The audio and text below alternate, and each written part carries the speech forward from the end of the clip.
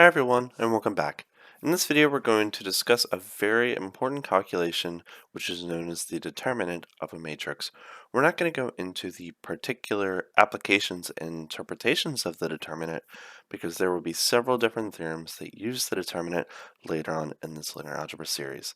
So in this video, we're going to be primarily focused on how to calculate the determinant of a square matrix.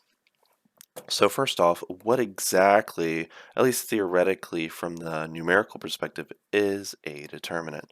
So a determinant takes a matrix A, which let's assume is a n by n matrix, and returns a real number. Okay, so let's just look at a couple square matrices. So it's very important that we notice that this is square, not rectangular. So the definition of a 1 by 1 determinant. So what is the determinant of a 1 by 1 matrix? Because that's the most trivial square matrix. So it would be the determinant of pretty much a number. Let's call that number A. So we're going to be defining the determinant of a 1 by 1 matrix to be the element of that particular matrix. So the determinant of 5 will be 5 by definition. Nextly, will be the 2 by 2 matrix. So the determinant of a 2 by 2 matrix, and let's assume that that 2 by 2 matrix is the matrix A, B, C, and D. We're going to be defining this matrix as A times D minus B times C. And you may wonder, well, why do we define the determinant of a 2 by 2 matrix in this way? Well, it's similar to why we define the inner product or the dot product between two vectors in the way that we did before. It just happens to turn out that that gives us the most interpretation and meaning from this particular calculation, which of course we'll see later on. So let's just do a couple basic examples of determinants of 2 by 2s, and then we'll move up to 3 by 3 and higher. So example 1. Suppose we're interested in the determinant of the 2 by 2 matrix 3, 5, negative 2, 6. So by this formula, it's going to be the product of the downwards diagonal, A and D, so it's going to be equal to 3 times 6 minus the product of the upward diagonal, B and C. So that's going to be equal to 5 times negative 2. So that's going to be 3 times 6, that's going to be equal to 18, minus 5 times negative 2, that's going to be negative 10, and 18 minus negative 10, that's going to give us 28. So that is the determinant of this 2 by 2 matrix. Let's do just another example. So the determinant of the matrix minus 3, 6, minus 2, 4. So that's going to be equal to minus 3 for the downwards diagonal minus the upwards diagonal, negative 2, 6, or 6 times negative 2 gives us the same thing. So that's going to be negative 12 minus negative 12. So that's going to be negative 12 plus 12, that's going to be equal to 0. Zero determinant matrices are definitely going to be useful later, but we'll discuss them once we get to them in more detail. Now that we've mastered the determinant of 1 by 1 and 2 by 2 matrices, the next natural question is, what about 3 by 3 and higher? Now this is where it does become a little bit more complex. So let's define a term that we're going to be actually using a lot with these, and these are called submatrices. Submatrices. So definition, the submatrix, let's call it Sij of A, is the matrix that results from removing row I and column J from A. Okay, so if I have, so a very important theory, if A is an m by n matrix, then Sij will be an m minus 1 by m minus 1 matrix. And why is that? Well, let's just sort of look at an example.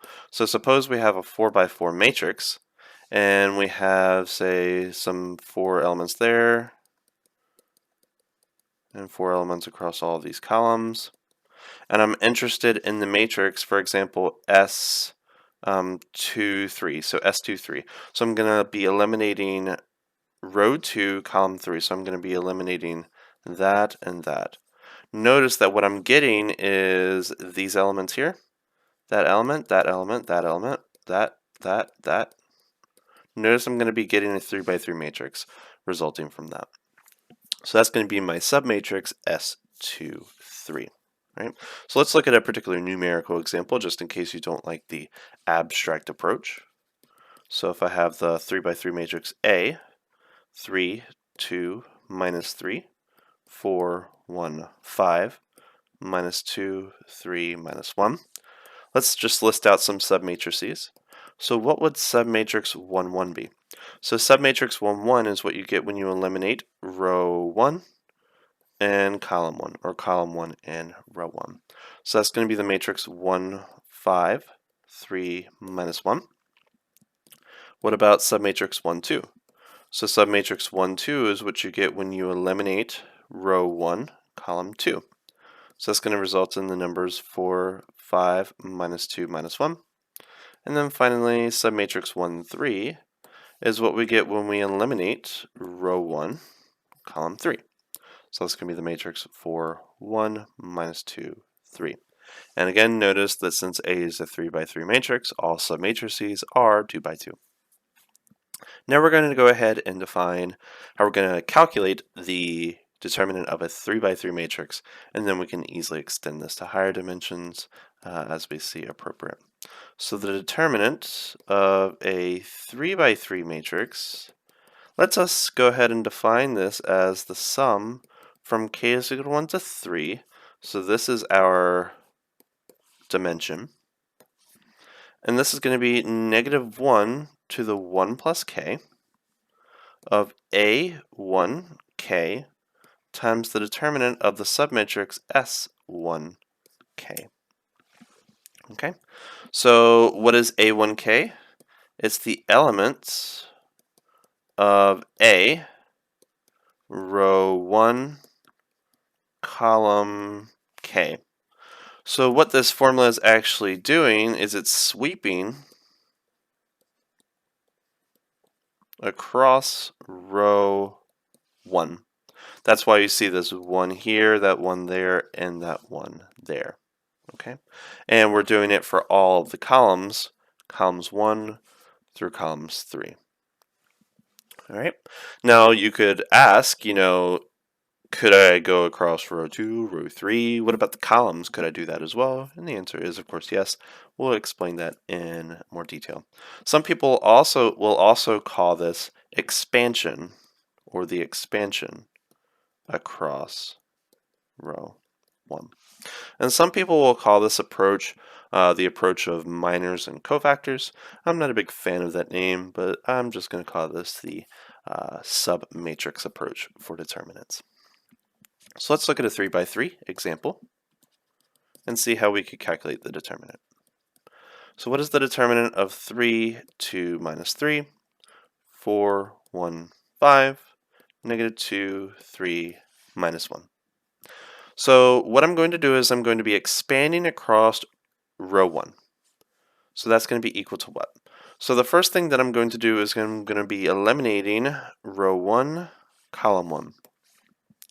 So the first thing that I need to include is this negative 1 term. So that's negative 1 to the power of the address summed together. So the ith row, jth column, so 1 plus 1. And then I'm going to be multiplying by A11, and then times the determinant of that particular submatrix. And then plus negative 1, first row, second column, first row, second column, first row, second column.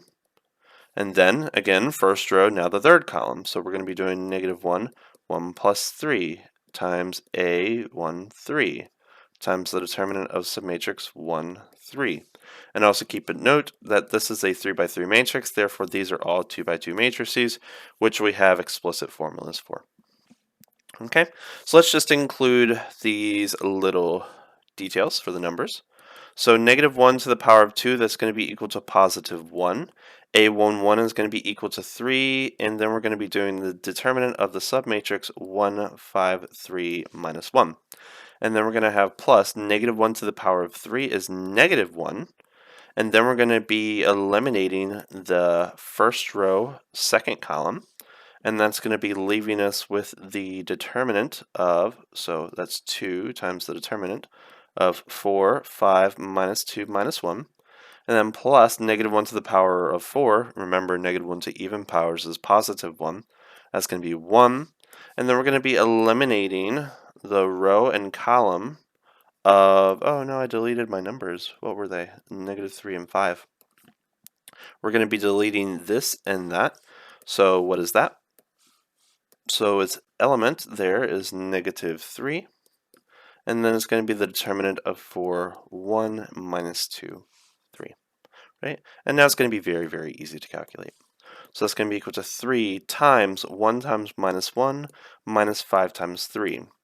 Plus, then we have negative 2 times negative 4 plus 10.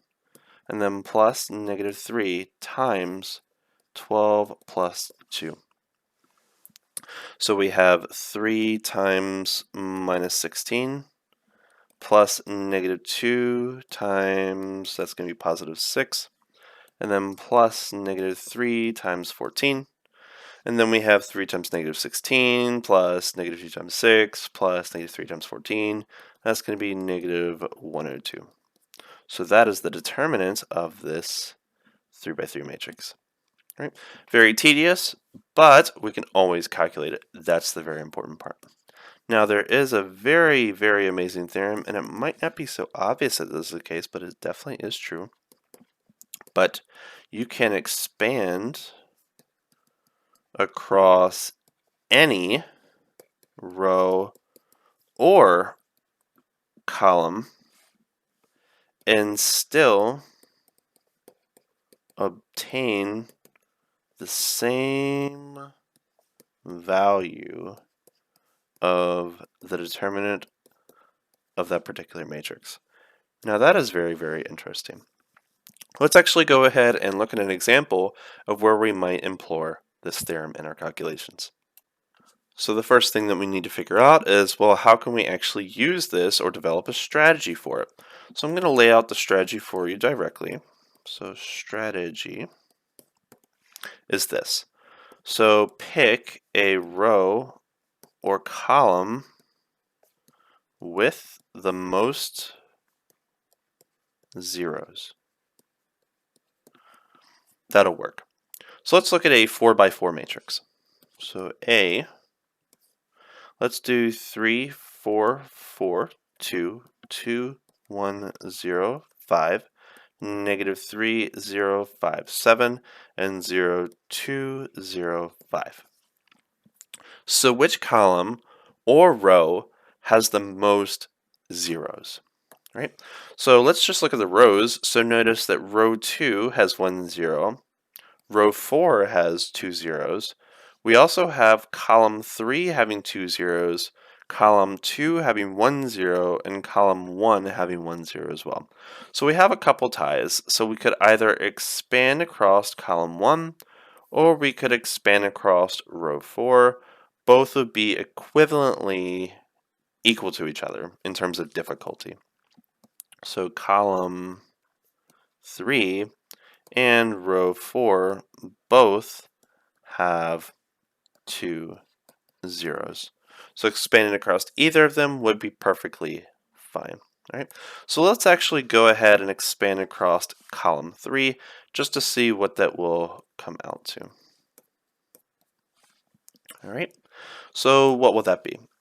So the determinants of matrix A, this 4 by 4, will be equal to the sum from k is equal to 1 to the dimension 4 of AK3 negative 1 to the k plus 3 times the determinant of matrix K3.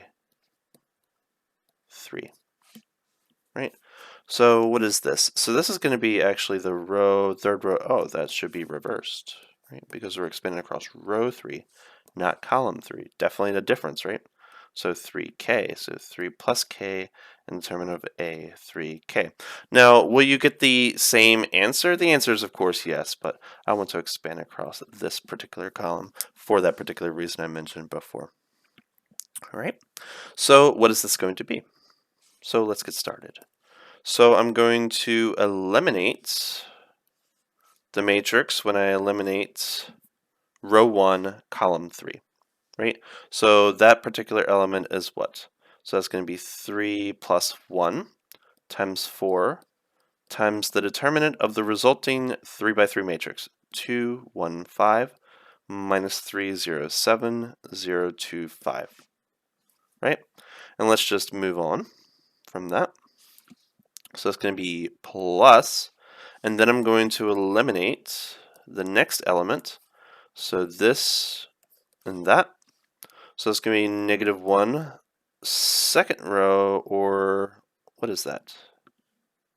What is that? So that actually should be 1 plus 3. Let's just reverse that. 1 plus 3, and then it's going to be second row, third column.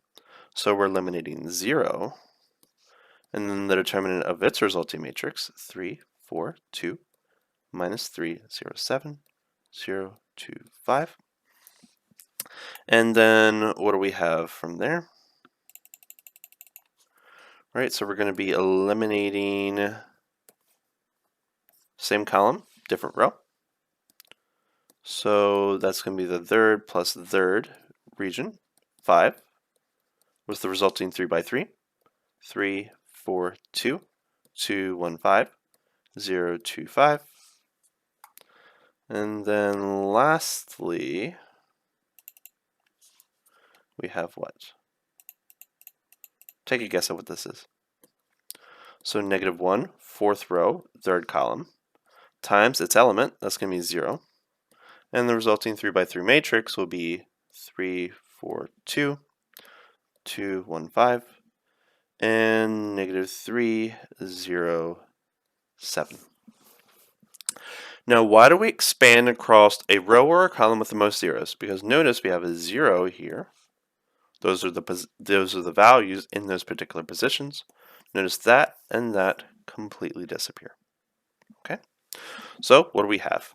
So once that all simplifies, we're going to be left with negative 1 to the power of 4, that's going to be equal to 1, times the determinant of 2, 1, 5 minus 3, 0, 7, 0, 2, 5. And then lastly, we have 3 plus 3 is going to be 6, and negative 1 to the power of 6 is going to be 1. So plus 1 times 5 times, oh, where'd my 4 go? 4. And then times the determinant of 3, 4, 2, 2, 1, 5, and 0, 2, 5. Okay, so what is the determinants of those 3 by 3 matrices? Okay, now there's maybe no shortcut there, but keep in mind that this first matrix has 2 zeros. You can expand across any of those rows and any of those columns, and this other matrix has 1 0 in the bottom corner, so you could expand across the first column or the first row to get it very swiftly. So one can show that we're going to have 4, the determinant of that first 3 by 3, that's going to be negative 43. And then the next matrix, we're going to have 5 times its determinant, negative 47. And that's going to result in negative 407 as the determinant of that original 4 by 4 matrix. Is it tedious? Yes, but can we always get the answer even if it's a 50 by 50 matrix? Definitely yes. It just might take some time, but a good strategy is to focus on a row or column that has the most zeros in the matrix. Now, a quick note on notation. Sometimes people will write the determinant of a matrix A as an absolute value bar of that matrix A. It really depends on the context of which makes sense, but I prefer this because it looks like an operation, and sometimes people will interpret the absolute value of a matrix, for example, the absolute value of negative 4, 5, 3, 7. Some people will interpret this as 4, 5, 3, 7 by taking the absolute value of each of its entries. Although that is an appropriate interpretation of absolute value, it's not convention in the realm of linear algebra, so that's why I prefer this particular approach. It just avoids that potential confusion, especially for the younger audiences. Now that we have that, let's actually look at a shortcut for 3 by 3 matrices that might be useful for some of you who aren't interested in doing determinants of higher dimensional matrices. So the next trick that we're going to be looking at actually only applies to 3 by 3 matrices. It does not necessarily apply to all 4 by 4 and higher matrices, so just keep that in mind. So remember that I could expand across any row or any column. I'm just going to be expanding across row 1 for this because you're going to get the same exact answer, but I want to point out a cute little geometric property that sort of motivates this little shortcut, or one could say shortcut. So if I eliminate position A, I'm going to be left with the matrix E, F, H, and I, which is going to have the determinant E times I minus F times H. And then I'm going to have B, but that's position first row, second column, so that's going to result in a negative B in terms of our formula that we discussed before. We're going to be left with D, F, G, I as our matrix, whose determinant is DI. So element di minus fg, and then finally we're going to have plus c times dh minus eg as my value. Okay, so then I'm going to distribute each of these coefficients and make sure to focus on that minus sign. That's going to change that to a plus, change that to a minus. That's going to be equal to what? So it's going to be AEI minus a, let's call it AFH, and then minus BDI plus BFG plus CDH minus CEG. Now what I want to do is I want to group my positive terms together, and I'm going to group my negative terms together, and hopefully I'm going to see something very, very nice. So that's going to give me what? AEI plus BFG plus CDH. I'm going to factor out a negative out of all of the others. That's going to give me CEG, AFH, and then BDI. Now I want to take this formula and I want to look at the matrix elements A, B, C, D, E, F, G, H, I, and I want to repeat the first two columns. So it's going to be A, B, D, E, G, and H. Now take a moment and look at this and see if you can see any interesting observations. So AEI, so notice that AEI is that first diagonal. BFG is going to be the next diagonal. And then CDH is the next diagonal. Right? So that's the product of down diagonals, or the sum of down diagonal products. And then this other term, so that's going to be CEG, AFH, and BDI. Right? So the determinants of, one could say, this 3 by 3 matrix, let's call it A 3 by 3, A 3 by 3, is going to be equal to, at least verbally, it's the sum of down diagonal products minus the sum of upward diagonal products. A very geometrically nice interpretation of it. So let's actually just look at an example just to see how we would use this, because this is taught in a lot of lower grade schools, so I think it's important to at least be aware of it. Especially if you're doing it by hand, that might be a shortcut in some circumstances. So let's assume that this is the matrix that we're interested in finding the determinant of. So what I'm going to do is I'm going to take our matrix coefficients, 5, 2, 3, 2 minus 1, 7, 5 minus 1, 1, and I'm going to repeat the first two columns. So 5, 2, 5, 2 minus 1, minus 1. So what is my determinant going to be equal to? So the determinant of A is going to be equal to, so I'm going to do my sum of down diagonal products. So 5 minus 1, 1. That's going to be minus 5. 2, 7, 5. So sometimes 5 is 35 times 2 is going to be 70. And then 3, 2 minus 1, that's going to be minus 6. And then minus my up diagonal product, so 5 minus 1, 3, that's going to be minus 15. 7, 5 minus 1, that's going to be minus 35. And then 2, 2, 1, that's going to be equal to 4. So once you work out those calculations, you will see that that's going to be equal to 105, which is the determinant of your 3 by 3 matrix. Now I do want to remember or remind you that this definitely does not work for the general 4 by 4 and higher matrix. So although it is a cute geometric property, it's not general for the higher dimensional case. Now that we can theoretically take the determinant of any square matrix, even if it's a 100 by 100 matrix, even though it might take us a decade to do by hand, assuming that there's no zeros in that matrix.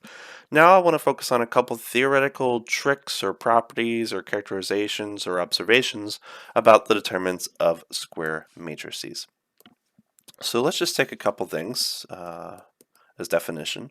Let's consider the 2 by 2 matrix 7 minus 2, 5, 1. And let's consider its transposition A transpose to be equal to 7, 5, minus 2, 1. So remember, how do I get this matrix? So the first row becomes the first column, the second row becomes the second column. So that's what we call the transpose. Let's do the determinant of A. So that's going to be equal to 7 minus negative 10. So that's going to be equal to 17. And the determinant of A transpose, that's going to be equal to 7 minus negative 10. That's also equal to 17. So notice that the determinant of A and A transpose are the same. So one could ask, is this by chance? Did I just choose these numbers cleverly so this turns out? Or is this actually true for all square matrices? So what do you think? So property 1. One can actually show that regardless of this matrix, the determinant of A transpose is always equal to the determinant of that matrix A. Right? I'll leave that proof to you. Property 2. The determinant of the n by n identity matrix is going to be equal to 1. So what is the n by n identity matrix? Let's just write that out. So this is going to be equal to 1, 0, all the way down to 0, 0, 1, all the way down to 0, and then 0, 0, all the way down to 1. So that is our n by n, so n rows n columns, identity matrix, where 1s are on the diagonal and 0 is everywhere else. And this is actually a pretty easy proof, so I'll leave that to you. Now, the next property is very interesting. So the determinants of C times a n by n matrix is equal to, so you have this constant here, so can I factor the C out of this determinant function? The answer is yes, but you have to raise it to the power of n, where n is the number of rows or columns in this square matrix, and then you can multiply that by the determinant of your matrix. And this is going to be true for any real number C. Let's actually just look at an example to sort of see how this will work. I'll leave the proof again to you. So let's look at negative 2 times A, or negative 2 times the matrix 7 minus 2, 5, 1. So that's going to result in the matrix negative 14, 4, negative 10, negative 2. And now let us look at the determinant of minus 2a. So that's going to be equal to 14 negative times negative 2 negative, or negative 2, is going to be equal to 28 minus negative 10 times 4, that's going to be minus 40.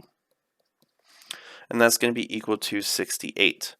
So notice that 68 is going to be equal to 4 times 17, which is the same as negative 2 squared times 17, right?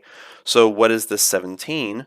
Well, 17 is the determinant of this matrix 7 minus 2, 5, 1, which you can verify, right? Because that's 7 minus negative 10, that's going to give us 17. So notice that this property definitely does result in what we had before. In particular, this is equal to negative 2 squared times the determinant of A. Right?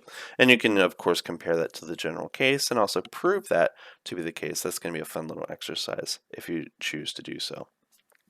Let's do another example, just in case you aren't sure. So let's assume the determinant of a 4 by 4 matrix is equal to 8. What would the determinant of negative 3 times that matrix be equal to? So using this formula, we can factor out negative 3 outside of the determinant, but we have to raise it to the power of the dimension of one of the rows or columns. And then we're going to multiply that by the determinant of that matrix A. So negative 3 to the power of 4 is the same as 9 squared, which is 81.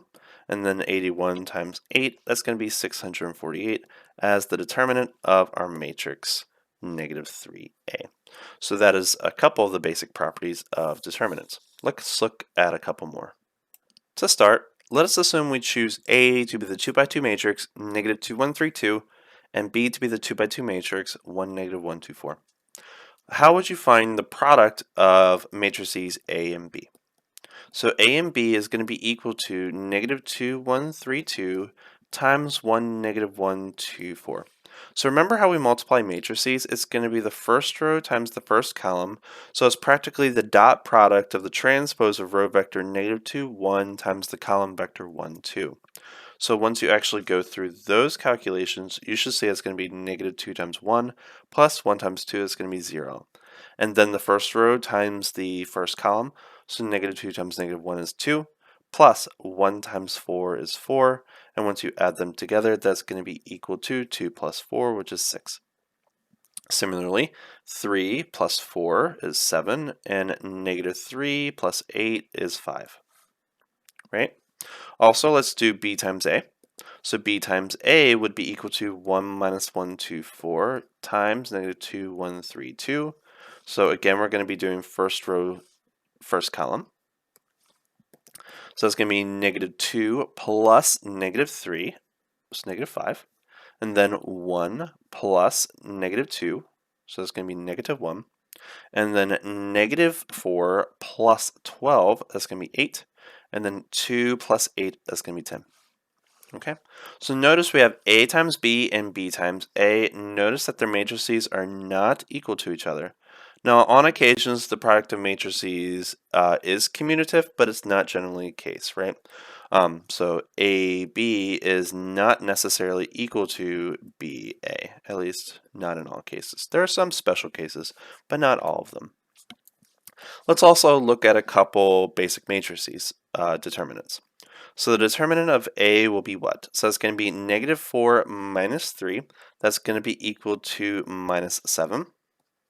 The determinant of matrix B is going to be equal to 4 plus 2, 6. Let's look at the determinants of these products, AB and BA. So the determinant of matrix AB, so it's 0 minus 42. So that's minus 42. And the determinant of BA is going to be equal to minus 50 plus 8 minus 42. So notice that these are equal to each other. And one could ask, is this a coincidence? The answer is no, not a coincidence. So the fourth property that you should know for the determinants of square matrices is that the determinant of the product AB is equal to the determinant of BA. Moreover, this is always equal to the determinant of A times the determinant of B. So notice that negative 6 or negative 7 times 6 is 42. So if I take this as fact, showing that is equal to that is actually very trivial. Now, the next property that I'm going to introduce is actually very, very useful, and we'll see why later on. So let's consider the upper triangular matrix U, defined to be 3, 4, 7, 0, minus 2, 6, 0, 0, 5. So what is the determinant of matrix U? So what I'm going to do is I'm actually going to expand across the first column, right? So the first submatrix is going to be negative 2, 6, 5. Notice that if I expand across that, my submatrix is also an upper triangular matrix. So then I can expand across its first row and first column, and then eventually if I continue that pattern, I should eventually get just a constant. So you can use that maybe as a structure for a proof of the general n by n upper triangular matrix proof. So the determinant of U is going to be equal to 3 times the determinant of negative 2, 6, 0, 5, and then we're going to have minus 4, right, because we're in position 1, column 2, or row 1, column 2. That's why it's minus. And then it's going to be the determinant of its corresponding, actually, wait a minute, I want to expand across column 1. So that's going to be equal to 0 times, or minus 0 times some stuff I don't really care about. And then we're going to have plus 0 times some other stuff I don't care about, right? So that's why we only care about the first element. And that's going to be equal to what? That's going to be equal to 3 times. Negative 2 times 5 is going to be negative 10. Notice that the next element is going to be 0. Right? That's one of the interesting properties about this. And that's going to be equal to 3 times minus 10 is going to be equal to minus 30. Now, if you look at the original matrix and just focus on the diagonal entries for this, 3 minus 2, 5, and multiply them together, do you get minus 30? Yes, definitely. 3 times 5 is 15, and 15 times minus 2 is the determinant, minus 30. So is that by chance? Actually, no. So actually, let's look at this in more detail. So this, in disguise, is 3 times, let's actually expand that. Where does this negative 10 come from? So our minus 10 comes from minus 2 times 5 minus 0. So this is 3 minus 2, 5. So it's the product of diagonal entries. Okay, so is this by chance the case? Of course not, else I wouldn't mention it, right? So if A is upper, and also lower triangular matrices have the same exact property, which is why triangular matrices are going to be very important to us later, then the determinant of that n by n matrix A is going to be equal to the product from k is equal to 1 to the dimension of A, K, K, right? So A11, A12, A13, all the way down to A, N, M.